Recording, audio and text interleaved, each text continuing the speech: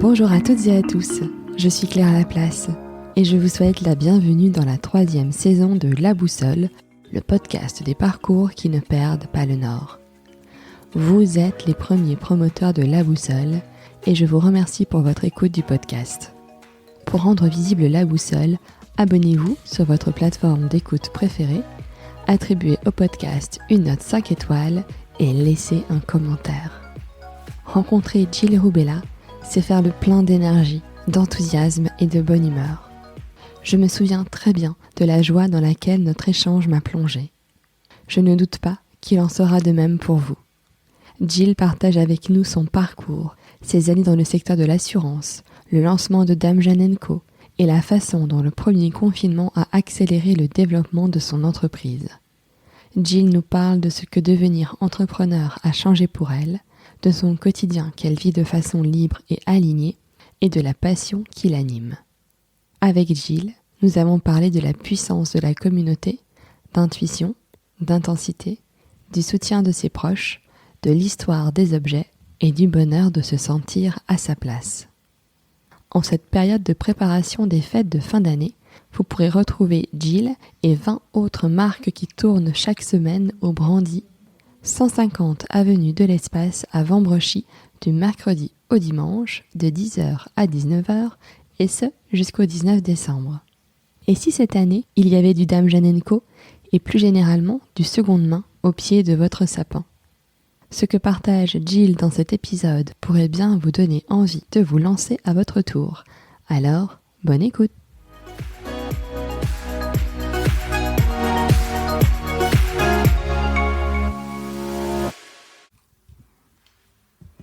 Bonjour Jill. Bonjour Claire. Je te remercie d'avoir accepté mon invitation dans La Boussole. Merci. Alors, Jill, tu es la fondatrice de Dame Jeanne & Co. C'est ça. Que j'adore. J'ai pas encore acheté, mais je suis tes publications. Et donc, il m'avait été recommandé par Réselaine Jougleux, qui était une invitée de la saison 2 du podcast.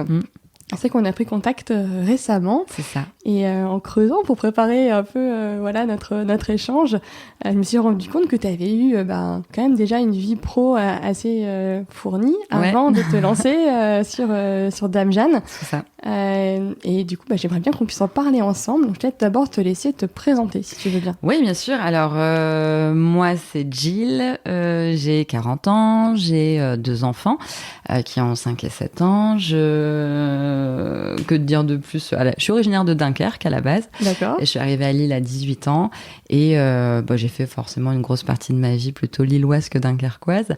Et donc, oui, tu as raison. Enfin, j'ai une vie avant Dame Jeanne & Co, forcément, et qui en plus n'a strictement rien à voir avec Dame Jeanne & Co, puisque le dernier poste que j'ai occupé, j'étais ce qu'on appelle responsable de relations clients, donc manager de collaborateurs en assurance. Donc strictement rien à voir avec ce que je fais aujourd'hui.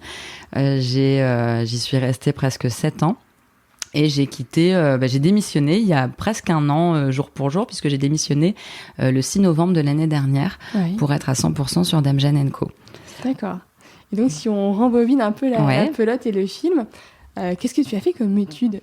Alors, pareil, des études qui ont strictement rien à voir. Moi, j'ai un parcours quand même hyper atypique, puisque les études que j'ai faites, j'ai un doc de psycho. Ouais. Donc, rien à voir ni avec ce que je faisais avant, ni avec ce que je fais aujourd'hui, bien que j'y trouve quand même des similitudes, puisque dans le management, je trouve qu'il y a quand même beaucoup de psychologie, finalement, des gens, des humains. Et moi, je bossais avec mon équipe. J'ai toujours travaillé avec mes équipes en m'inquiétant en premier, j'ai envie de dire, de l'homme, de l'homme avec un grand H, avec du collaborateur, avant de demander du résultat, puisque je partais du principe qu'il fallait que la personne se sente bien pour faire du résultat.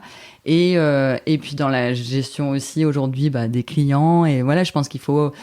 j'ai un côté très humain, et je pense que c'est tout ce parcours-là de management, de psycho, ou c'est ce que je suis qui fait que j'ai fait ça, j'en sais rien, mais en tout cas, il y a toujours un fil rouge, un fil conducteur qui est l'être humain au centre de tout ça, et faire plaisir et réussir à m'occuper de ces personnes-là.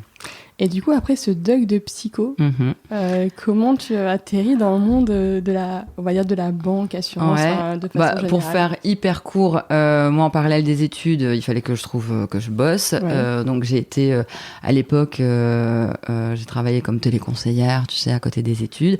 Et puis, une fois, on m'a proposé en fait d'être manager, de conseillers sur plateau téléphonique, et les opportunités en fait qui se sont présentées à moi ont fait que j'ai gravi un peu les échelons entre guillemets, même si c'est des petits échelons, mais j'ai eu un autre poste, et puis plutôt qu'après il fallait faire un choix, c'était soit je continue les études, soit je rentre dans la vie professionnelle de façon un peu plus intense, et puis j'ai fait le choix de pour plein de raisons différentes, mais notamment financières, de me lancer dans la vie professionnelle, et j'ai eu des opportunités, des personnes qui m'ont fait confiance, aussi un petit peu des compétences, je pense, qui font que je me suis retrouvée 7 ans dans une société de crédit, et puis 7 ans après dans une société d'assurance.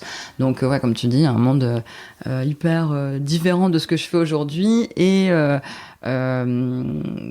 qui correspondait à ce que j'étais à l'époque en tant que manager, en tant que résultat, en tant que la recherche de la performance. Moi, j'étais absolument fan, et je suis quelqu'un qui aime relever les défis, je suis challengeuse. Donc, emmener une équipe vers un objectif, vers un dépassement de soi, c'est des choses qui me plaisaient vraiment, que j'ai toujours d'ailleurs aujourd'hui d'une autre manière, mais que j'ai toujours. Mais j'avais besoin, moi, si tu veux, d'autre chose. J'ai fait plus de 15 ans de management dans des grosses boîtes différentes, dans des grosses entreprises, avec les choses qui sont bien et des choses qui sont un peu moins bien. Oui. Quand j'étais sur mon dernier poste, 2019 c'était un petit peu compliqué, mais j'avais besoin d'une échappatoire, et j'avais envie de vider aussi un petit peu ma maison, où il y avait pas mal d'objets un peu vintage, un peu seconde main. Et je me suis dit, je vais essayer de les vendre. Je voulais pas du Bon Coin ou ce genre de choses, donc je me suis dit, je vais les vendre sur Instagram. Je connaissais pas trop Instagram. Je me suis dit, on va faire un Bon Coin amélioré. Et je me suis prise un petit peu au jeu d'Insta et de ce que j'étais en train de faire. Et t'as été surprise? Parce qu'en fait, finalement, Instagram, quand ça marche, des fois, ça peut quand même aller assez vite, quoi. Ça a été extrêmement vite. Ça a été beaucoup plus vite que ce que moi j'imaginais. Parce qu'en plus, j'imaginais rien. C'est-à-dire que quand j'ai démarré ça, je me suis pas dit, tiens, je vais faire Dame Jeanne & Co. Je me suis pas dit, je veux créer une société, je veux me lancer dans l'entrepreneuriat. Et même à vrai dire, tu m'aurais posé la question en 2019 ou même un petit peu avant, est-ce que cette tente d'être entrepreneuse, j'aurais dit mais non, j'ai pas les épaules pour, c'est pas du tout mon truc, je n'y arriverai jamais. Tu voyais pas du non, pas du tout. Ouais. Clairement pas, c'était pas un objectif en fait. C'est vraiment, si tu veux, quand je suis arrivée sur Instagram, je postais une photo, j'avais quelques likes, quelques commentaires, je trouvais ça drôle. Les gens, il y avait une interaction, et j'avais une centaine d'abonnés. Et puis et en fait, le nombre d'abonnés a augmenté, le nombre de likes a augmenté. Donc moi, je mettais plus de photos, plus d'articles, etc. Parce que j'avais pas mal de choses. Et en fait, encore aujourd'hui, on me pose la question de comment tu fais pour avoir autant d'abonnés. Et j'en sais rien. En fait, il y a eu un peu de chance, il y a eu pas mal de choses.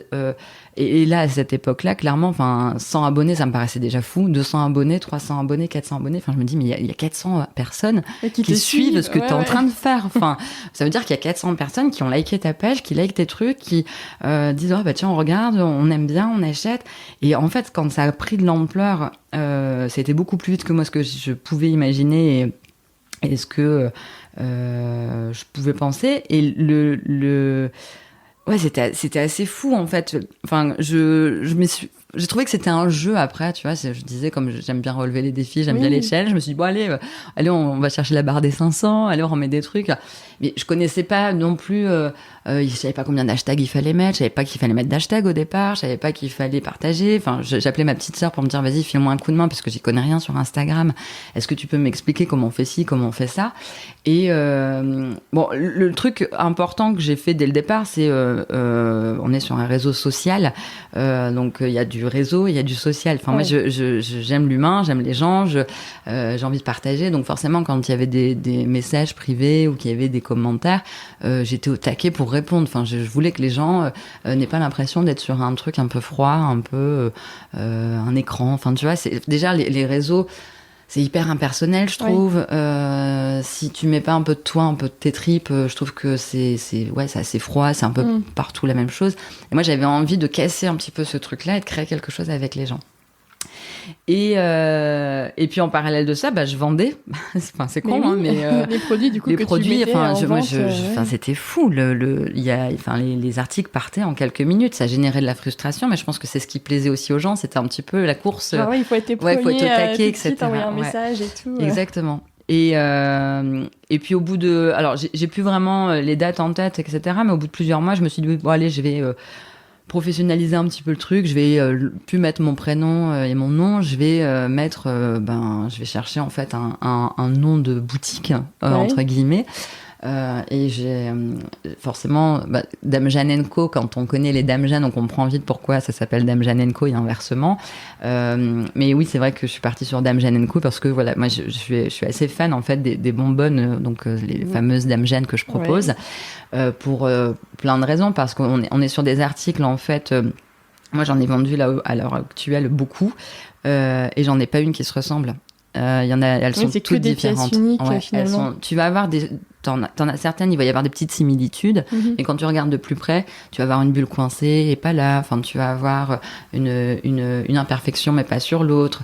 Tu vas avoir des courbes d'une façon mais pas sur l'autre. Et je trouve que on peut faire un peu aussi le parallèle avec les femmes, où on est toutes différentes, toutes imparfaites, avec nos rondeurs, avec notre histoire, avec nos fêlures aussi qu'on peut retrouver sur les Dames Jeanne, avec nos traces du passé, nos cicatrices. Et en fait, c'est un petit peu ce parallèle qui me touche. Alors ça peut paraître bizarre, mais je trouve que la Dame Jeanne, elle a un côté plein de caractère, fragile. Il y a quelque chose de sensuel aussi. Tu peux elle s'adapte en fait à l'environnement dans lequel tu vas la mettre. Elle va être différente en fonction de l'environnement dans lequel elle sera.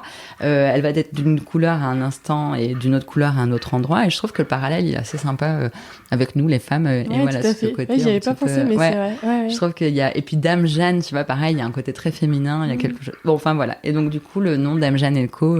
C'est imposé un peu à moi, et Co forcément pour tout le reste du vintage et du parce second. Parce qu'il n'y a pas que des Dames Jeanne. Il n'y a pas que des Dames Jeanne, effectivement.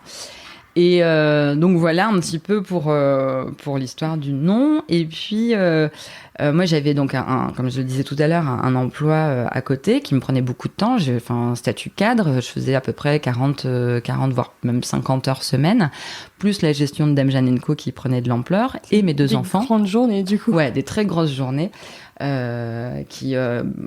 le jour où je faisais des colis, il était 3h du matin et plusieurs jours d'affilée, tu te retrouves à 3h du matin à faire tes colis.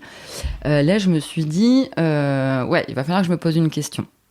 Je tenais avec l'adrénaline parce que c'était grisant pour moi, c'était nouveau, c'était valorisant aussi, tu vois, de créer un truc finalement à toi. Ouais. Et puis un peu inattendu aussi. Hyper inattendu. Où tu as des retours des gens qui sont hyper positifs. Je me suis dit, tiens, il y a peut-être un truc à creuser quand même, il y a peut-être quelque chose. Bon, après, il faut penser de façon très, très terre à terre, parce que c'est bien beau d'avoir des idées dans la tête, mais derrière, t'as une maison, t'as des enfants, t'as un bon poste, avec plein d'avantages, avec une sécurité de l'emploi quand même, avec un salaire plutôt très convenable, avec plein de jours de congé. La convention assurance, c'est une des meilleures conventions. Ouais. Tu poses ça dans la balance, et j'ai un conjoint qui est juste top et qui m'a soutenu dès le départ dans ce projet-là, et qui m'a même poussé aussi en me disant vas-y, on trouvera des solutions, mais vas-y, il faut que tu le tentes. Ok. Donc ça commençait à germer dans ma tête. Et on arrive premier confinement, donc mars 2020, si je dis pas de bêtises. On arrive mars 2020, on arrive début mars 2020. Donc là, ça a pris pas mal d'ampleur. J'ai beaucoup d'abonnés. Je pense qu'à l'époque, j'ai dépassé les 10 000 abonnés. Et je veux voir avec mon boulot, moi, pour faire une rupture conventionnelle. Parce que je ne veux pas partir sans rien, pour les raisons que j'ai évoquées tout à l'heure. Mais je sais que mon taf ne fait pas de rupture conventionnelle. Enfin, c'est pas dans les mœurs, c'est pas dans les habitudes. Je me dis, mais je vais quand même le tenter. On est début mars. Pour je ne sais plus quelle raison, je ne vois pas mon chef à l'époque, donc je peux pas lui en parler. Et on arrive le 13 mars de mémoire, et là, confinement du truc, enfin voilà, improbable qui nous tombe sur la tête à tous, truc inconnu, on sait pas ce qui se passe, etc., etc. C'est assez rapide, on est tous du jour au lendemain confinés. Là, je me dis quand même ouf. Je me dis heureusement que je suis pas partie juste avant, parce que pour le coup, on arrive dans un truc, on sait pas. Oui, on sait pas, il y a plus rien qui marche. On sait pas. Plus, on sait pas quelles sont vêtements manger. Enfin, on sait pas ce qui se passe. On flippe en plus. Enfin, donc bon, je suis plutôt contente là à ce moment-là quand même les choses, les planètes sont alignées d'une certaine façon. Hein. Moi, je crois toujours qu'il y a une raison à chaque chose. Voilà, il se trouve que je demande pas ma rupture à ce moment-là. Il y a le confinement. Et le confinement, il a été quand même hyper bénéfique à Dame Jeanne & Co. Parce que tout le monde était chez soi. Et moi, je me dis comment on peut faire pour apporter du Dame Jeanne & Co. Aux gens. Et je pense à un truc, en fait, je me dis, mais moi, qu'est-ce qui me manque là ? Bon, forcément, passionnée de brocante, etc. Les brocantes me manquent. Ouais. On est chez nous, on est coincés, on peut pas faire de déco. On est plutôt assez bloqués sur les possibilités qu'on a. Et je me dis, tiens, on peut pas aller en brocante, je vais amener la brocante aux gens qui me suivent sur Instagram. Et donc, m'arrive l'idée de créer ce que j'ai appelé à l'époque la broc en story. Donc au tout début, après je me suis un peu mieux organisée, mais au tout début je me levais à 6h du matin le dimanche. J'étais allée en fait dans mon jardin, parce qu'en plus on a eu un confinement hyper ensoleillé, il faisait super beau. Donc j'étais allée en fait les trucs dans mon jardin et je filmais en fait, si tu veux, les articles. Il y avait une centaine d'articles et je filmais les articles pour dire aux gens, on va avoir rendez-vous en brocante, voilà ce que je vais vous proposer. Et puis après je photographiais chaque article que je mettais en story, d'où la broc en story. Et donc t'avais en fait un petit côté d'adrénaline, comme un peu en brocante, où tu dois être le premier en fait à prendre cet article-là. Donc chaque article était en story avec le prix, les dimensions, etc. Et t'avais le petit encart, tu sais, où aujourd'hui on peut mettre une question, etc.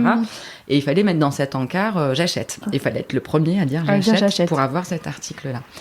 Ça a fait un carton absolu. C'est-à-dire que pareil, ça a été encore plus loin que ce que je pouvais imaginer. Les gens ont suivi. Alors, les gens étaient chez eux, donc forcément, étaient plus connectés, etc. Je démarrais, je crois que les premiers rendez-vous, après j'ai fait 9h parce que c'était tôt. Je crois que les premiers rendez-vous, c'était 8h un dimanche matin. Et j'avais à 8h, 300 personnes qui étaient connectées, ce qui était déjà énorme. Déjà pas mal, ouais, carrément. Et en fait, si tu veux, donc je faisais tout en direct et je postais mes 50 articles en même temps que les gens étaient connectés à la suite, tu vois. Et j'arrivais au 50e article. De façon très honnête, les 20 premiers étaient déjà vendus. J'avais même pas encore fini que c'était déjà... Mais la moitié était déjà partie. La moitié était déjà plus que partie. Et au plus haut, je me souviens, et je trouve que c'était énorme, même encore aujourd'hui, il y avait plus de 3000 personnes qui suivaient la broc en story. Énorme. C'était énorme. Et donc, ça a été un rendez-vous, en fait, tous les dimanches. Donc, moi, ça me demandait un boulot de malade, parce que tout était... informatisé, tout était à la mano, pas informatisé, justement, tout était tableau Excel, photos, machin, etc. Toutes les photos, rien d'informatisé. Je passais le dimanche complet, de toute façon, à faire ça.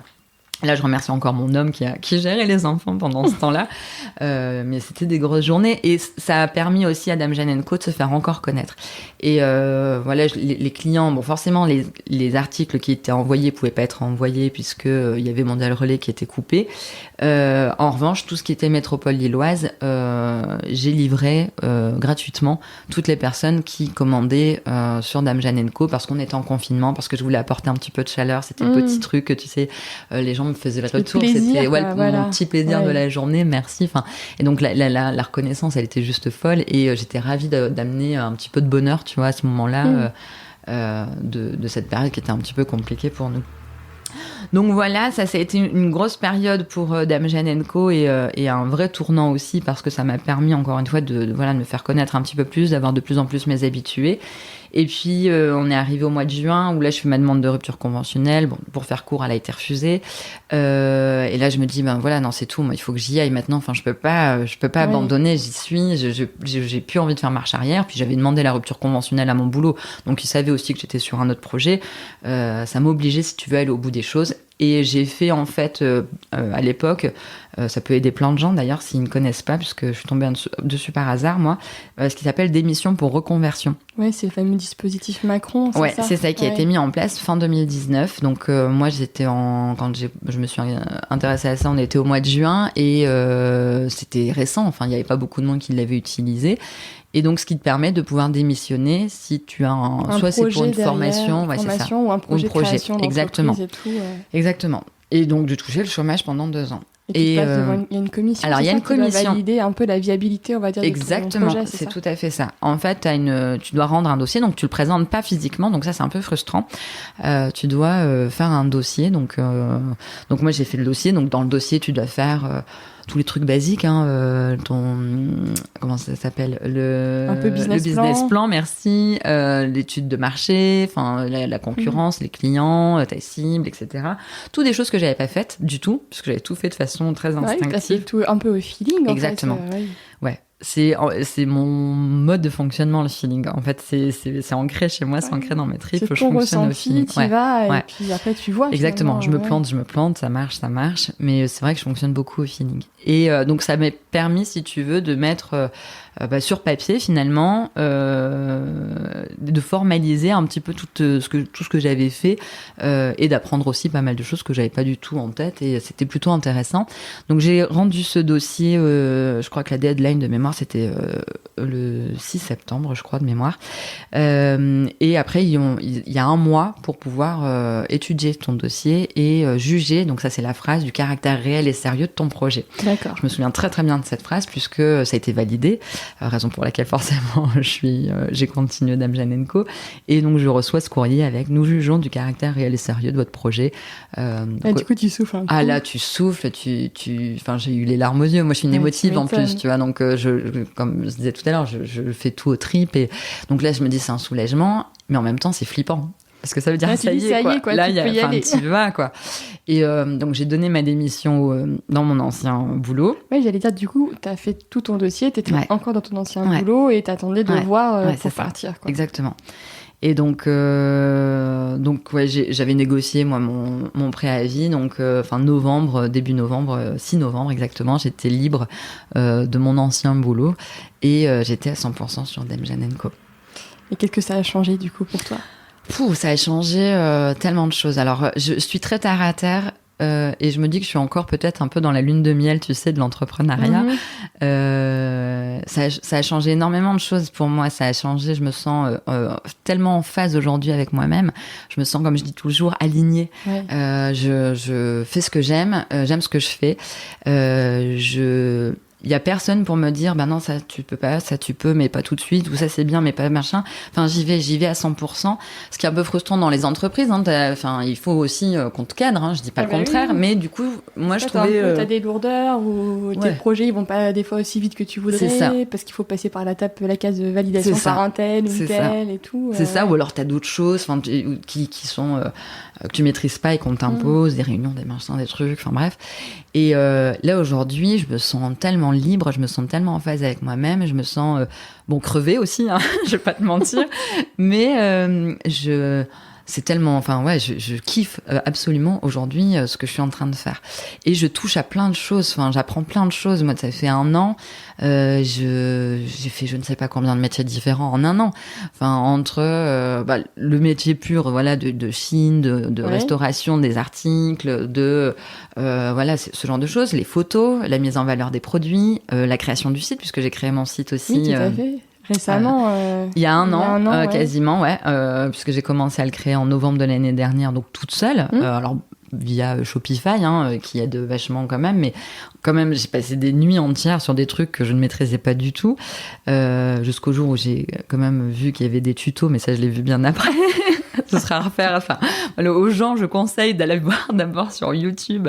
Il y a pas mal de tutos, je pense, pour tout, en fait. Et moi, j'avais complètement passé cette étape-là, donc autant te dire que j'ai un peu galéré. Ou d'utiliser des fois des dispositifs, genre le compte personnel de formation, où en fait, quand t'as bossé comme ça pas mal d'années, finalement, tu te rends compte que t'as un petit un peu d'argent qui peut te servir à te former sur des sujets. Moi, je sais que j'ai découvert ça l'année dernière. Je dis, là, je me forme à plein de trucs et tout. Mais ouais, mais moi, je suis un peu partie, voilà, comme je disais tout à l'heure, au feeling, tu vois, bon, allez, j'ai envie de faire ça, j'y vais, et sans forcément planifier le truc, etc. Donc, le site, voilà, effectivement, existe, mais donc ça, c'est un métier. Après, le métier...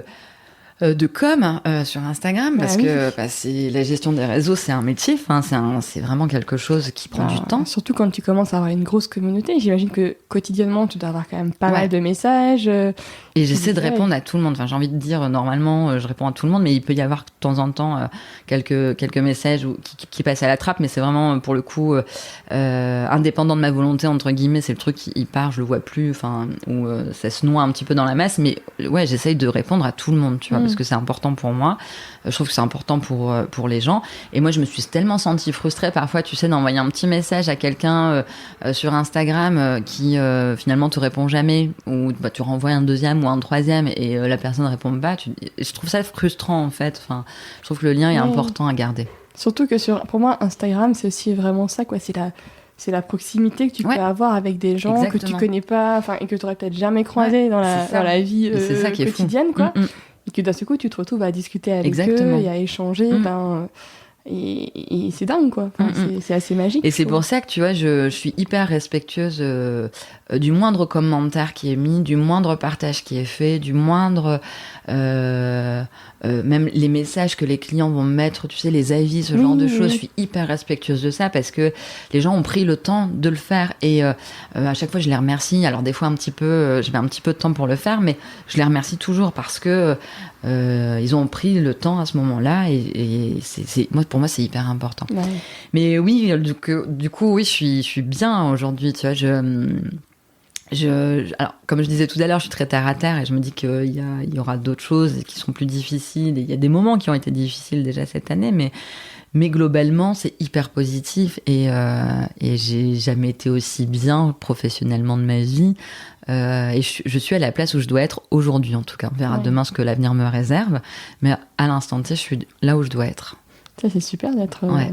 De toute façon, ça se voit quand on nous voit, tu rayonnes. C'est ce que les gens me disent. Alors, c'est cool, parce que en général, je dis, ouais, mais il y a les cernes et tout. Mais on me dit, oui, mais c'est les cernes du bon boulot, c'est les bonnes cernes. C'est de l'intensité, en fait. Ouais, c'est intense. C'est intense. Après, là, on est en plus dans une période novembre-décembre qui est juste hyper intense. Oui, parce que tu as des ventes, tu as des achats de Noël aussi. Ouais, il y a ça. Puis là, il y a la boutique en décembre où là, ce sera 3 semaines, où il y a 20 marques qui seront là. D'habitude, c'est 5 jours et il y a 5-6 marques, tu vois, avec moi. Là, il y a plus de 20 marques qui vont être présentes. Et c'est où ça, du coup alors, toujours au même endroit. Donc là, c'est la 7e édition. Donc, c'est au 150 avenue de l'Espèce à Vambrechy. D'accord. Donc, c'est au Brandy. Donc, moi, j'ai réservé sur l'année 2021 plusieurs dates. Et là, on arrive aux dernières dates qui se feront là, puisque c'est la dernière boutique éphémère. J'ai d'autres projets pour 2022. Et ce sera du 1er au 19 décembre, sauf les lundis et mardis, puisqu'il faut quand même que je coupe un petit peu, mais c'est surtout gérer tout le réassort, la réorga, puisque d'une semaine à l'autre, c'est pas forcément les mêmes personnes qui viennent. Donc ça, c'est encore un autre métier, tu vois, c'est de l'organisation de mini-événements presque. C'est tout de la logistique, c'est pareil, je veux qu'en plus les personnes qui viennent dans la boutique de Dame Jeanne & Co se sentent bien, tu vois, je veux qu'ils se sentent chez eux, je veux que... donc c'est toute une logistique, c'est pareil, des échanges avec des personnes que je n'ai pas forcément vues, qui m'ont contacté sur Instagram, j'ai découvert leur univers sur Insta. Et c'est encore autre chose, c'est encore une palette supplémentaire. Mais oui, la période là sur novembre-décembre, elle est chargée. Et en plus, là, il y a 2 heures de ça, j'étais encore en train de charger mon camion parce que je déménage mes affaires dans un autre local. Ouais. Oh, tu changes de local, du coup. Ouais, exactement. Mais ça, j'en parlerai plus tard, une fois que tout sera bien installé. Mais ouais, c'est hyper intense. Et en même temps, moi, je suis comme ça. Je suis quelqu'un qui a, j'allais dire à 100 à l'heure, mais je suis même à 200, 300 à l'heure. Enfin, je sais pas m'arrêter, je sais pas tenir en place. J'ai toujours besoin que ça bouge et je sais qu'il faut que je m'octroie des pauses, mais là c'est plus le côté physique parce que j'ai plus 20 ans et que mon corps à un moment donné se bloque, mais mon cerveau il pourrait tenir comme ça non-stop pendant des jours et des semaines mais voilà, il faut quand même que savoir bien ménager les forces aussi pour être efficace. Doser un peu son effort, quoi. Exactement. Ce que je me demandais, c'est où tu les trouves, parce qu'en fait c'est quand même super beau et c'est vrai que tu vois, Tu disais au début, le seconde main, dans tout ce qui est décoration, mobilier, etc., souvent, c'est quand même connoté un peu vieillot, les trucs qui ont une odeur un peu bizarre, t'as pas envie de mettre chez toi, tout ça. Mais du coup, toi, quand on regarde les pièces que tu proposes, souvent, elles sont très belles, donc j'imagine que t'as fait des fois un travail dessus qui doit être plus ou moins conséquent selon les pièces, mais du coup, où est-ce que tu vas les chercher ? Alors, à l'origine, à la base de la base, forcément, c'était tout ce qui était brocante, essentiellement. Tu vois, 5h du mat, le sac à dos, la petite adrénaline de voir le petit article que toi, tu vois de loin, que les gens passent devant, et tu dis, mais comment ça se fait que cet article est encore là ? Et voilà, t'as l'œil, je pense, assez perçant dans ces cas-là. Et aujourd'hui, de plus en plus, ce sont les particuliers qui me contactent. Le réseau que j'ai commence à être assez important, le bouche à oreille aussi. Et le particulier me contacte parce que voilà, ils veulent vider leur maison, ils veulent vider la maison de mamie, ils veulent se débarrasser d'articles qui pour eux sont vieillots mais qui veulent pas jeter, tu vois, ils veulent pas les jeter parce qu'il y a aussi toute une histoire derrière, parce que ils y tiennent un petit peu. Et tu vois, un des jolis compliments qu'on m'avait fait il y a pas longtemps, c'est je suis ravie en fait que ce soit vous qui les récupériez parce que je sais que vous allez bien en prendre soin et que vous allez leur donner leur meilleure vie, voilà, en transmettant un peu les choses. Et c'est un peu l'idée, c'est que si tu veux, même chez nous, chez nos parents, il y a des articles qu'on voit, de la déco qu'on voit nous depuis qu'on est gamine, on passe devant, on trouve ça moche presque parce que voilà, mais ça fait partie des murs, décor, ça fait partie du décor, donc on s'arrête même plus. Et en fait, moi, mon métier, on va dire, on peut dire mon métier, c'est aujourd'hui, si tu veux, de prendre ces articles-là et de les mettre ailleurs, en fait, de les illuminer presque, tu vois, les sortir de révéler un peu leur potentiel. C'est exactement ça, de les révéler. Un autre cadre. Exactement. Quoi. Et pareil, tu vois, j'ai des clientes qui sont venues à la boutique là il y a quelques mois. Je me souviens des petites nanas de 25 ans, trop sympas. Et elles me disent « Ah punaise, il y a le même miroir chez mamie. Regarde, t'as vu ? Ah ouais, mais on est tellement passé devant. En fait, on le trouvait moche. Et là, il est canon, en fait. » Et moi, si tu veux, je les ai invités fortement à dire si mamie est OK, récupérez-le et gardez-le chez vous parce que déjà, c'est un super bel objet et surtout parce qu'il y a toute une histoire. C'est votre mamie, c'est le miroir de votre grand-mère, tu vois. Et je trouve ça génial, moi, de pouvoir récupérer des objets qui ont une histoire, surtout quand c'est une histoire en plus familiale et que tu vas transmettre peut-être de génération en génération, tu vois. Et tu vois, je t'en parle, j'ai des frissons parce que c'est vraiment le truc qui me prend moi aux tripes. Et je me dis, tu vois, tu transmets. Là aujourd'hui, au lieu de je transmets pas qu'un objet, je suis pas là juste pour vendre un objet, tu vois, je suis là pour transmettre quelque chose, transmettre un article, voilà, encore une fois, qui a son histoire, qui a ses fêlures. Un peu comme une passeuse d'histoire. Ouais, c'est ça, tu vois, je me dis, alors je connais pas toute l'histoire de tous mes articles, ce serait mentir, parce que quand je les récupère, tout le monde ne sait pas forcément l'histoire, etc., etc. Mais j'aime bien après, si je les sais pas, imaginer, tu sais, quand t'as des belles assiettes, dire voilà, c'était les assiettes qui étaient là le dimanche, où c'était, tu sais, le repas du dimanche, auquel tu n'échappais pas, mais en même temps t'étais content d'y aller, et en même temps de revoir toute la famille. Et puis même si ça te saoulait à l'époque, aujourd'hui quand tu y repenses, tu te dis c'était quand même vachement bien ces moments-là. T'étais sur l'oncle qui faisait une vieille blague. Ouais, c'est ça, voilà, tu vois, où ça fumait à l'intérieur, ça jouait aux cartes. C'était fou ça. Et il y a tout ça, c'était fou. Mais tu vois, il y a tout ça pour moi derrière ces articles-là. Et moi, j'ai toujours l'image de ces dimanches-là en famille, chez ma grand-mère, parce que c'était souvent chez ma grand-mère, et où toutes les familles étaient réunies. Et voilà, je te dis, les hommes jouaient aux cartes, les femmes bavardaient. C'était chouette. Et voilà. Et je me dis, derrière ces articles-là, t'as tout ça. Et au-delà de l'histoire, ce sont souvent des articles de très bonne qualité puisque elles ont traversé des décennies, elles sont arrivées jusqu'à nous en 2021, donc autant te dire c'est que ils ont passé, c'est plutôt solide. Ça n'a pas été programmé à l'époque pour arrêter de fonctionner, comme aujourd'hui, tu vois. L'obsolescence programmée n'existait pas à l'époque et c'était fait pour durer parce que c'était des investissements, ça coûtait cher, etc., etc. Donc voilà un petit peu aussi. Et justement dans les histoires, est-ce que tu as je sais pas, une ou deux histoires sur des objets qui soit t'ont vachement ému ou tu t'es dit c'est quelque chose d'un peu fou. Moi, je me souviens en fait d'une maison à laquelle je suis allée. Donc c'était une dame qui vidait la maison de sa maman, qui avait dû rentrer en EHPAD. Alors c'est pas forcément l'histoire d'un article, mais c'est l'histoire les échanges que j'ai eus avec cette dame qui m'ont beaucoup touchée. Donc elle m'expliquait à chaque fois, en fait, son idée première c'était de se débarrasser, de vider cette maison parce que c'était long, elle galérait, etc. Elle était toute seule pour gérer le truc en plus. Et en fait, à chaque fois, elle me disait, il y a ça à vendre. Et en fait, tu sentais qu'à chaque fois, c'était dur pour elle parce que c'est difficile, tu vois, c'est la maison de ta maman. C'est sentiments, ton enfance à toi. Exactement, tu vois, et tu es en train de vider sans elle les choses. Et donc, alors, si tu veux, il y a des choses où elle s'en foutait et t'as quand même quelques articles, elle me dit, ça, ok, ça à vendre. Et donc, elle les mettait sur la table. Et en fait, je dis, écoutez, on arrête. On va arrêter aujourd'hui. Je vais vous laisser en fait réfléchir parce que là, cet article-là, vous m'en parlez. Cet article-là, vous m'en parlez avec tellement d'émotions que, moi, je refuse de les prendre si vous avez pas, si tu veux, fait j'allais dire le deuil, c'est pas trop ça, mais la démarche vraiment de se séparer de cet article-là.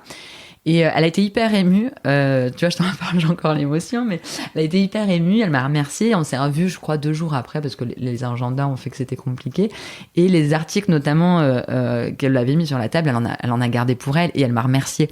Elle m'a remerciée parce que elle me dit, comme ça, j'avais 0 souvenir en fait de ma maman, et là, ça me permet moi de garder des choses qui ont été importantes pour moi, et merci de pas avoir fait, alors j'aime pas le cliché, mais tu vois, le vautour un peu du truc... comme on peut avoir sur certains, j'en fous quoi. Des gens, je m'en fous de l'émotion, je prends tout, je négocie juste le prix et ça fait pas partie de moi, tu vois, c'est pas possible. Donc je suis toujours très très vigilante à ça. Et puis après t'as toujours les gens, j'avais ça quand j'étais petite, mais vous êtes sûre que vous allez prendre ça parce que c'est moche en fait? Mais non, vous inquiétez pas, je vais le prendre. Donc voilà, si je peux te raconter un truc qui m'a marqué, ça m'a marqué fortement. Ouais, c'est clair. Et du coup, toi aussi, donc tu dis, donc depuis grosso modo 1 an, t'es à 100% Dame Jeanne. Ouais. Et est-ce que tu arrives à t'accorder du temps pour toi? Alors aujourd'hui, je le fais pas. C'est vrai que je le fais pas. Je sais qu'il faut que je le fasse. Donc là, je me suis, tu vois, fin d'année, je me suis octroyée, je me suis mis dans l'agenda congé. Donc je sais que je serai pas à 100% en congé, mais je sais que je vais vachement relever le pied. Aujourd'hui, je le fais pas. Je le fais pas parce que c'est la première année, que là on est encore une fois sur la fin d'année, sur une période difficile, intense en tout cas, qu'il y a encore plein de choses à faire, et que quand j'ai un peu de temps, c'est ma famille, c'est mes enfants, c'est la gestion de tout ce qu'il y a à titre perso, tout ce genre de choses. Donc les moments, je vais te dire, les moments où je m'octroie sont assez rares en ce moment, mais je pense que tout entrepreneuse, c'est pareil. J'imagine, surtout au début. Ouais. Après, j'ai très en tête quand même, tu vois, là je me dis c'est la première année où je suis à 100%, mais j'ai vraiment en tête de le faire pour les mois. Alors on s'en reparlera, on se redonnera rendez-vous dans 1 an, on verra si j'ai fait le truc, mais l'idée c'est quand même que l'année prochaine ce soit déjà mieux organisé, parce que j'apprends aussi l'organisation. Oui, tu gagnes en expérience aussi. Ouais, je suis en test and learn depuis 1 an là. Mais l'année prochaine je veux vraiment faire des pauses. Alors j'en ai fait un peu, tu vois, au mois d'août, pendant les vacances. Mais je regrette presque de l'avoir fait parce que, tu vois, pour le coup, Instagram, c'est aussi assez difficile parce que dès que tu lâches un peu, tu perds en visibilité, tu perds. C'est trop fou. Terrible, là, tu vois, je sais que c'est la période de décembre, la visibilité, elle va être nulle, presque nulle, parce que l'année dernière, j'ai fait ce constat-là aussi, parce qu'il y a beaucoup de concours, il y a beaucoup de choses, Instagram fonctionne, il y a beaucoup de gens qui postent plein de choses, donc c'est un peu plus difficile de sortir son épingle du jeu. Mais au mois d'août, j'avais fait une petite coupure et il a fallu ressortir les rames x3, tu vois, pour pouvoir reprendre. Après, moi j'essaye de travailler là, notamment pour 2022, comme si Instagram n'existait pas. Parce qu'avant, Instagram n'existait pas et il y a des gens qui montaient leur entreprise, qui montaient leur société, qui faisaient des choses, tu vois. Ouais. Instagram, c'est juste pour moi, ça devrait être qu'un plus. On ne devrait pas être aussi dépendant d'Instagram finalement. Ouais, au final, c'est pour ça que les adresses mail des personnes pour faire une communauté, une newsletter, un truc autour, ça permet d'être moins dépendant finalement des réseaux sociaux. Et de multiplier les autres canaux. je me dis, voilà, il n'y a pas qu'Instagram dans la vie, même si je trouve que c'est facilitateur. Aujourd'hui, sans Instagram, je serais pas là où je suis. Enfin, clairement, j'aurais vendu mes trucs devant chez moi. Il y a des gens qui seraient passés, j'en ai revendu le lendemain. Enfin, tu vois, ça aurait été assez... pas eu cette visibilité que tu as là. Donc, c'est hyper facilitateur. C'est un vrai outil de com. C'est un vrai outil business, je trouve. Mais il faut, et je te dis ça, je suis toujours connectée, hein. Tu vois, je suis hyper connectée, mais je pense qu'il faut, voilà, essayer de prendre un peu de recul parce qu'un jour Instagram n'existera plus, peut-être, ou il sera remplacé par autre chose. Ouais. Et donc du coup, qu'est-ce qui se passe? Instagram n'existe plus, ta société elle n'existe plus. Ben, je suis pas sûre que, enfin, il faut trouver d'autres moyens. Il faut anticiper, à mon sens, et réfléchir à comment créer demain sans Instagram. Oui. Oui, et puis du coup, en ayant une communauté qui soit autre, en fait, finalement. Ouais, communauté autre. Alors moi, je dis toujours, Instagram, c'est ma vitrine. Hein. J'ai pas de boutique fixe, donc c'est comme si t'es dans ta bagnole, tu passes devant une vitrine, tu te dis, ah tiens, c'est sympa. Bah, là, c'est un peu la même chose. C'est ma vitrine. C'est ma vitrine qui est avec pignon sur rue. Enfin, tu vois, bien placée dans la bonne rue et pas trop cher, au final, tu vois. Donc, c'est un vrai plus. Après, j'ai pas de solution miracle aujourd'hui. J'en ai vraiment pas, mais je suis déjà en train de me dire, ok, demain, Instagram n'existe pas, comment ça se passe. Il y a eu un bug là, il n'y a pas si longtemps que ça, qui a duré 7 heures. Là, clairement, je crois que c'était 7 heures, parce que je me souviens, ça a commencé à 17 heures et ça s'est rétabli dans la nuit. Mais je pense qu'on était plein d'entrepreneurs à être au taquet du truc, en se disant, mais punaise... quand est-ce que ça revient, Quand est-ce que ça revient, enfin, et je me dis, on ne devrait pas être si hyper dépendant de ça. Je suis la première, hein, je ne blâme personne, mais il y a un truc à réfléchir, je pense.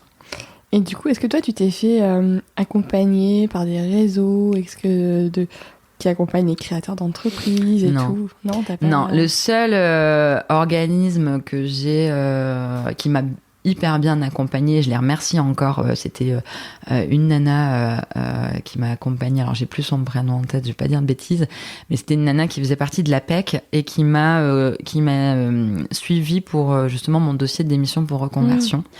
Elle a été topissime. Et après, à part ça, non.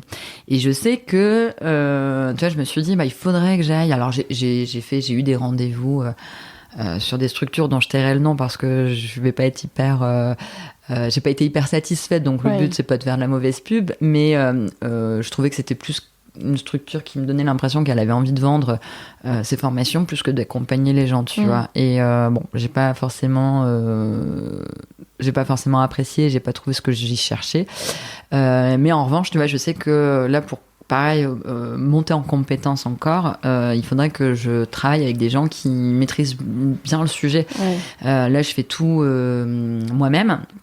Je pense que je gagnerais du temps, en fait, à prendre du temps à être avec des gens professionnels qui peuvent m'aiguiller sur certaines choses. Parce qu'aujourd'hui, tout me prend du temps. Je fais tout toute seule. Alors, j'ai la chance aujourd'hui d'avoir Valentine, donc, qui est en alternance avec moi, et qui a commencé son stage en avril avec moi, donc elle m'aide beaucoup, et Oksana là sur novembre-décembre. Mais voilà, en tant que professionnel qui peut m'aiguiller sur le monde de l'entrepreneuriat, sur ce genre de choses, aujourd'hui, je vais regarder ce que je trouve sur internet, je vais tester des choses, mais je sais qu'il faut que je m'arrête aussi pour aller me renseigner sur 2-3 trucs qui me feraient gagner un petit peu de temps quand même. Ouais. C'est ce qui marche bien, en tout cas les retours sont bons, c'est Réseau Entreprendre. Ouais, j'en ai entendu parler. Pour ça, et notamment, ils ont tout un système de mentorat avec du coup des personnes qui ont été lauréats et qui donnent de leur temps pour accompagner en fait ceux qui entreprennent. Et c'est ça qu'ils aiment bien, tu vois, mixer des profils. Ouais, et ça m'intéresse, tu vois. En plus, tu discutes avec des gens... ce qui est intéressant aussi, c'est les réseaux. Il y en a plein, tu vois. Après, il faut trouver le bon réseau qui te convienne, etc., qui te correspondent. J'en ai entendu parler de plusieurs.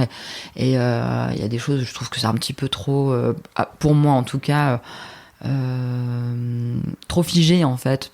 Ça manque de souplesse sur certaines choses, etc. Trop d'obligations. Et aujourd'hui, moi, je veux plus rentrer dans ces trucs-là. T'as quitté finalement le monde de l'entreprise aussi. Pour sortir de ça. Donc, j'ai pas envie que demain on me dise, il faut que tu sois là à telle heure. Si t'es pas là, tu t'en vas. Et en même temps, je peux comprendre qu'ils qu'il faille avoir cadrer les choses pour aussi obliger les entrepreneurs à venir, parce que sinon on a toujours une urgence, il y a toujours quelque chose de plus important, il y a toujours un autre truc à faire. Mais voilà, il faut que je trouve quelque chose qui corresponde à mes valeurs, qui corresponde à mon mode de fonctionnement, qui rassemble un petit peu ce que je suis avec mes tripes, avec mon côté un peu challengeuse, donc j'ai plusieurs choses en tête, mais il faut que je prenne le temps de regarder un petit peu, et je pense que je ferai ça plutôt en début d'année. Oui, une fois que la grosse vague sera passée. Alors je sais qu'une fois que cette grosse vague est passée, il y en a d'autres et qu'il faut anticiper. Oui, mais il y a un petit temps quand même de creux quand même. Ouais. Janvier souvent et un je mois pense un que peu janvier, plus cool, je vais pencher un peu sur ces sujets-là. Et je me posais la question, tu vois, le dossier que tu as fait pour pouvoir avoir un accompagnement après ta démission. Et dans ton business plan, est-ce que finalement, là où tu es aujourd'hui, par rapport à ce que tu avais écrit à ce moment-là, même si tu fais les choses au feeling, à un moment, tu avais dû je me suis mis des objectifs. Est-ce que tu y es? Est-ce que tu as dépassé? Alors j'attends, pour te dire ça, j'attends fin décembre, bilan, et puis surtout fin décembre. Ouais. Mais en gros, aujourd'hui, parce que comme je te disais, moi je suis très, très challengeuse, j'aime bien les objectifs, j'aime bien me fixer, les dépasser, donc je l'ai fait sur l'année. Ouais. Grosso modo, oui. Là, je touche du bois, à moins que décembre ne se fasse pas, mon objectif est atteint. Même un petit peu dépassé. Mais voilà, j'attends de voir en décembre ce que ça donne, c'est un mois important pour les entrepreneurs, etc. Mais et puis là, cette année, il y a... Tu vois, autant l'année dernière, j'avais fait que la boutique éphémère et j'avais un peu mis le site de côté. Autant cette année, le gros challenge, c'est de gérer la boutique éphémère et le site. Donc toute seule, j'aurais pas pu le faire, et c'est pour ça que c'est cool. J'ai mes 2 super nanas là qui me donnent un bon coup de main, qui vont gérer ça, avec brio. Et voilà, c'est le gros challenge en fait, parce que forcément, faut 2 stocks, faut 2 orgas, la logistique aussi derrière. Et donc, si tout se passe bien et que décembre se passe bien, mes objectifs que je me suis fixés sur cette année sont remplis. Après, pour moi, c'est pas suffisant. Et j'ai encore plein de choses en tête. Et au-delà de l'objectif du chiffre d'affaires, etc., j'ai du mal à me contenter. Des trucs que tu as envie de faire, d'essayer, de tester. Et justement, que c'est pour 2022. Donc toi, c'est quoi tes challenges? Moi, tu vois, un des plus gros challenges que j'ai, et encore pour cette année, c'est d'avoir du Dame Jeanne & Co sous le sapin. C'est un challenge, en fait. C'est même pas un challenge, c'est un rêve, en fait. C'est quelque chose, si tu veux, quand j'ai démarré Dame Jeanne & Co, je me suis dit, le seconde main, c'est quand même assez particulier. C'est-à-dire que tout le monde veut faire, tout le monde, une grande partie des gens sont sensibles aux secondes mains, mais pour telle ou telle chose et à titre perso. C'est difficile aujourd'hui d'offrir du seconde main. Tu vois, et moi, c'est mon challenge. C'est-à-dire qu'aujourd'hui, je veux, j'aimerais, c'est le premier mot que j'ai dit, donc on va dire je veux que les gens se sentent à l'aise avec le fait d'offrir du seconde main. Donc, c'est pour ça qu'aujourd'hui, tu vois, je fais des belles mises en scène. Mes articles, si tu veux, quelqu'un qui ne connaît pas Dame Jeanne & Co quand il y a la boutique éphémère, rentre dans la boutique éphémère, n'est pas forcément sensible aux secondes mains, peut se poser la question de savoir si c'est du seconde main ou pas. Tu vois, c'est un peu le truc, c'est que ceux qui connaissent savent que c'est du seconde main parce qu'ils connaissent les articles, connaissent l'ancienneté, ils repèrent tout ça. Mais c'est mis en scène de telle façon à ce que on soit à l'aise avec le fait d'acheter du seconde main. On n'a pas besoin de le dépoussiérer, on n'a pas besoin de le réparer, on n'a pas besoin de le faire briller. C'est propre, c'est bien emballé. Tu vois, je fais des jolis colis. Alors que j'essaye à 100% responsable, c'est difficile, 100% recyclable, éco-responsable, etc. C'est un peu difficile, même si on s'en approche. En tout cas, on fait un maximum dans ce sens-là. Mais j'essaye de faire des beaux colis, et c'est le retour que font les clients, de toute façon, en général, en disant j'ai l'impression d'avoir reçu un cadeau de Noël, même au mois de juin, tu vois. Donc, c'est rigolo. Et en fait, c'est ça, c'est que je veux démocratiser un petit peu le seconde main, en le rendant beau, en le rendant propre, en le rendant... alors, c'est très stéréotype, ce que je suis en train de dire, dire, le seconde main, justement, c'est l'image que les gens s'en font, c'est sale, c'est poussiéreux, ça sent la naphtaline, j'en sais rien, tu vois. Et l'idée, elle est là, elle est de dire, ouais, mais le seconde main, c'est pas que ça, en fait. Et je suis là pour vous aider à le voir d'une autre manière. Et donc, l'année dernière, il y a eu du Dame Jeanne & Co sous le sapin. Cette année, il commence déjà à y avoir pas mal de commandes. Je suis ravie, tu vois, des gens qui commandent et qui disent, voilà, c'est pour un cadeau de Noël, etc. Et je trouve ça super. Sur Instagram, là, il y a 2-3 jours, j'avais mis aussi le seconde main sous le sapin en 2021. Finissez la phrase. Et t'as pas mal de gens qui sont quand même très, très sensibles. Alors forcément, s'ils suivent Dame Jeanne & Co, c'est qu'ils sont déjà sensibles à ça. C'est une thématique qui les intéresse. Ouais, c'est une thématique qui les intéresse. Mais c'est vrai que voilà, c'est une démarche qui est pas encore facile pour tout le monde, ou alors c'est certains oui, mais ils osent pas, tu sais, l'offrir à la famille ou à certaines personnes seulement. Et j'ai envie d'aider à ça. Donc ça, c'est le challenge là pour 2021, mais aussi pour 2022, clairement. Oui, que finalement les personnes n'aient plus peur, entre guillemets, et pas d'appréhension à l'idée d'acheter du seconde main. Exactement. Et c'est ce que je disais à une cliente qui dit moi j'aimerais bien offrir, mais j'ose pas. J'ai dit mais achetez chez moi, vous dites pas que c'est du seconde main et vous verrez, les gens n'y verront que du feu finalement, parce que t'as l'emballage, parce que t'as tout le truc qui va autour, et je dis vous testez comme ça, vous voyez, et si la personne aime, vous lui direz que c'est du seconde main. C'est comme quand tu fais goûter un plat à quelqu'un qui aime pas manger un truc, tu lui dis pas tout de suite, et puis et après tu dis c'était bon, ouais c'était bon, ouais mais c'était ça. Là c'est un peu l'idée aussi, passer en douceur, voilà. Mais je pense il y a encore beaucoup de choses à faire, il y a encore un sacré chemin. Après, on ne doit pas non plus tout acheter en seconde main. Enfin, il faut pas culpabiliser non plus, parce qu'il y a aussi beaucoup ça. Enfin, si tu mets un pied dans le seconde main et que tu achètes un truc dans la boutique chic d'à côté, presque c'est presque parfois complètement antinomique. Antinomique, et tu te dis tu culpabilises presque, mais il faut arrêter ça. Enfin, chaque personne est libre de faire ce qu'elle a envie de faire, et si elle achète 3 fois seconde main dans son année, c'est déjà plus que quelqu'un qui le fait pas.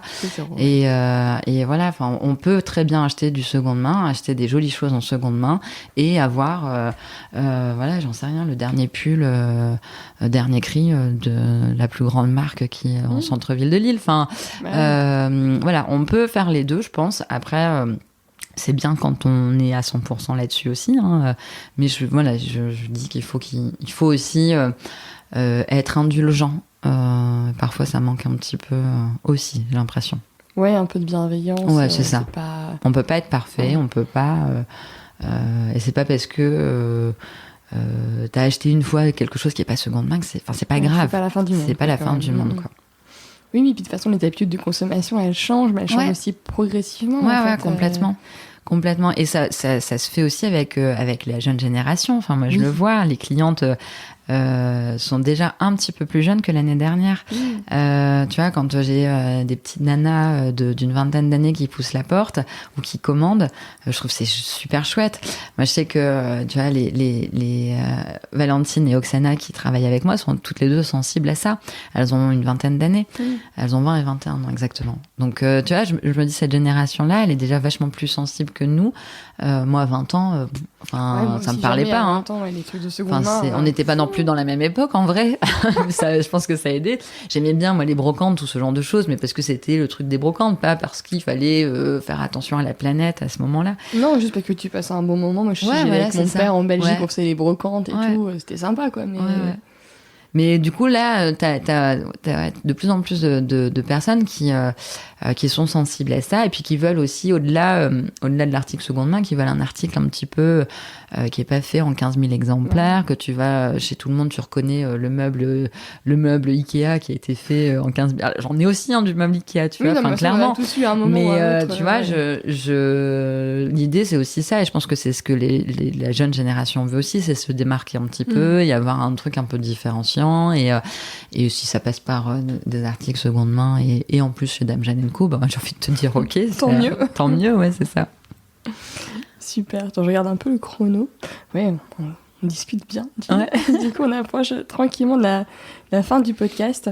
Et donc, je vais te poser les dernières questions du podcast. En tout cas, je te remercie d'avoir partagé ton parcours. Je t'en prie, merci à toi. Et c'est chouette, en fait, de voir que quand on suit aussi son intuition, on peut accomplir des choses qui nous emmènent finalement loin de là où on était, mais qui nous permettent de nous réaliser. C'est ça. C'est la sensation que j'ai, en tout cas, c'est exactement ça. avec toi. Ouais. Et justement, pour parler des choses qui comptent pour nous. Donc le podcast s'appelle La Boussole. Pour moi, la boussole, ça indique le nord, et quand je pense au nord, je pense pas que à notre région, qui est très belle, c'est en passant, mais je pense aussi à l'étoile polaire. Ouais. Et on parle beaucoup en fait d'étoiles polaires, de choses qui nous guident dans la vie. Et du coup, toi, maintenant, tu vois, Jill aujourd'hui qui vit sa passion, qui se sent alignée, qu'est-ce qui te guide dans ta vie ? Alors, il y a plusieurs choses qui me guident. Après, ce qui me guide là, à l'instant T, c'est ce qu'on a dit tout à l'heure, c'est mon instinct. Aujourd'hui, mon instinct, même avant Dame Jeanne & Co, je suis une intuitive et j'ai besoin, en fait, de tout ça. Et je me fie à mon instinct, je me fie à mes envies, j'essaye de faire ce que j'ai envie de faire au moment où j'ai envie de le faire. Mon instinct, pour le moment, alors je me suis plantée sur d'autres choses, clairement, parce que c'est pas fiable à 100% quand même, mais globalement, mes intuitions, mon instinct, me dictent ce que je dois faire et m'aide en fait à réaliser, à me pousser un petit peu, à me dire vas-y, il faut que tu y ailles, parce que si tu vas pas là, tu n'auras peut-être pas une autre occasion de le faire. Donc fie-toi à ton instinct et vas-y. Encore une fois, c'est pas une science exacte et parfois on se plante, mais j'ai la chance d'avoir un deuxième guide qui est là aussi pour contrebalancer. Et là, je vais parler de mon homme qui clairement aujourd'hui alors, il est pas mon guide dans Dame Jeanne & Co purement parce que lui, il est sur autre chose, etc. Mais je sais que sans mon instinct et sans lui, aujourd'hui, je serais pas sur Dame Jeanne & Co parce que il m'a poussé, il a cru en moi. C'est important quand t'es entrepreneur, quand tu veux te lancer dans quelque chose, d'avoir ton entourage qui te soutient ouais. Et encore plus ton entourage très proche. Encore une fois, on a 2 enfants. Qu'il ait pris le relais. Qui prend le relais quand voilà, j'en sais rien, t'as un rendez-vous, un truc, c'est lui qui va gérer. Il faut aller chercher les enfants à telle heure, machin. Là, tu vois, décembre, clairement, la boutique, ça va être du 10-19 heures. Enfin, je vais faire quasiment du 7 jours sur 7. Je serai à 9 heures à la boutique jusqu'à 20 heures. C'est lui qui va gérer les enfants. Et sans lui, j'aurais pas pu m'accomplir autant. Voilà, mon instinct et lui sont aujourd'hui mes deux guides. J'allais dire mes 2 meilleurs guides. On verra ce que l'avenir nous dira, mais en tout cas, c'est ce qui me permet de m'accomplir aujourd'hui. Et est-ce que tu aurais un conseil de livre, de lecture pour nos auditeurs ? Alors, très clairement, j'y ai réfléchi, parce que ça, c'est les questions dont tu m'avais parlé.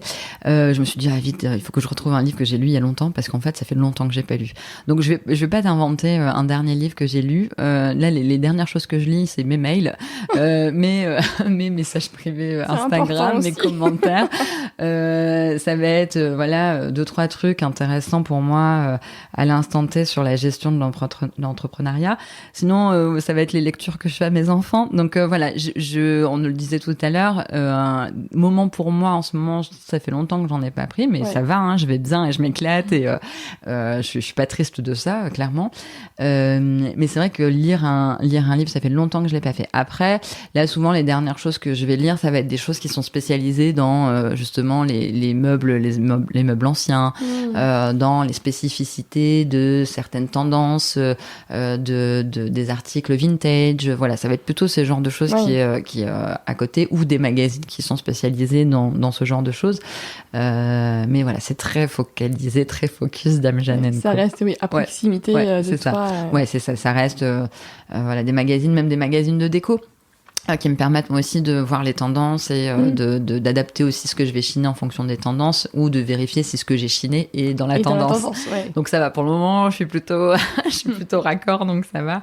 Mais voilà les lectures, j'ai envie de te dire, que j'ai en ce moment. Et c'est quoi, genre, comme magazine de déco, si t'en avais... C'est les magazines de déco classiques. Tu vois, j'ai même. Ouais, c'est ça, tu vois. Maison décorative, je crois. Enfin, je retiens jamais les noms parce que je suis nulle à ça d'ailleurs.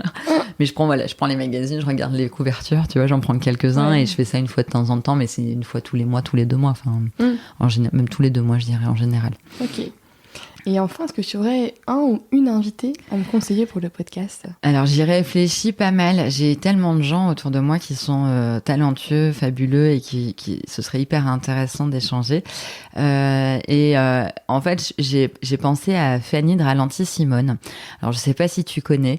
C'est une nana donc qui propose des vêtements seconde main, donc du prêt-à-porter seconde main, qui a la particularité d'être chiné dans d'autres pays que la France. D'accord. Donc elle chine beaucoup à Milan, elle chine beaucoup à Londres, elle chine beaucoup dans plusieurs pays d'Europe.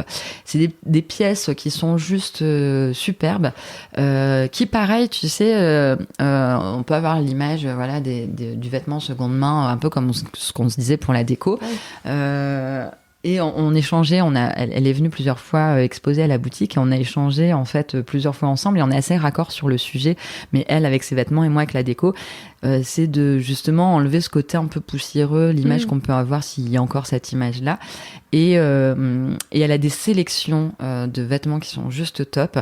Et cette nana-là, au-delà de ce qu'elle fait et du talent qu'elle a, c'est une nana qui est hyper solaire, qui est d'une générosité, une gentillesse. Enfin, elle est hyper investie dans ce qu'elle fait et elle gagne à être connue. Elle fait aussi des choses avec les tripes et moi c'est une belle rencontre. Et tu vois, c'est aussi forcément des belles rencontres. T'en fais plein même dans mon ancienne vie. J'en ai plein qui sont devenus des amis aujourd'hui et qui font partie de mon socle important pour moi.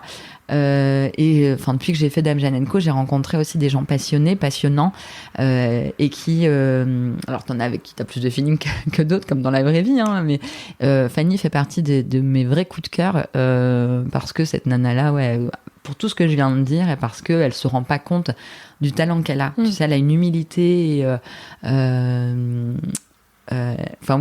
se rend pas compte en fait de ce qu'elle est capable de faire et de ce qu'elle fait déjà.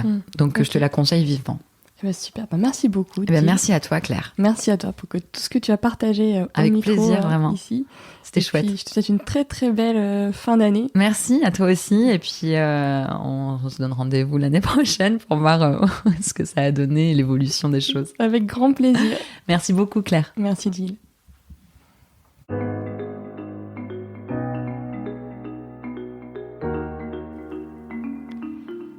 J'espère que cet épisode vous a plu. Si vous appréciez ce travail, partagez le podcast autour de vous, abonnez 2 personnes de votre entourage et dites-le moi sur Apple Podcast. Je vous donne rendez-vous dans 2 semaines pour un nouvel épisode. D'ici là, portez-vous bien et n'oubliez pas de regarder votre étoile polaire.